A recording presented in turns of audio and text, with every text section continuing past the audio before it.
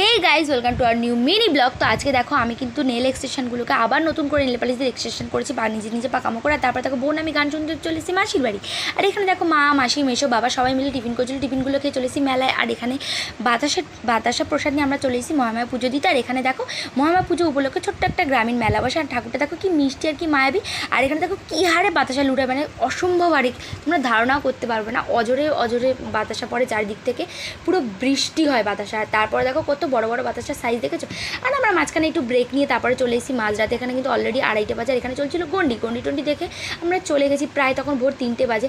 একটুখানি ঘুমিয়ে সকালবেলা চলে এসেছি মেলা ঘুরতে। আর যেহেতু রাতে ঘোরা হয়নি সেইভাবে মেলাটা, তো মেলা টুকটাক একটু মেলা ঘুরে মন্দির দেখে যেহেতু আমাদের এবার বাড়িও ফিরতে হবে, তাই মাসির বাড়িতে এসে সবাই মিলে খেয়ে নিয়েছি বরফ জল। আর এই ভাইটা খেয়েছিল কিন্তু আইসক্রিম।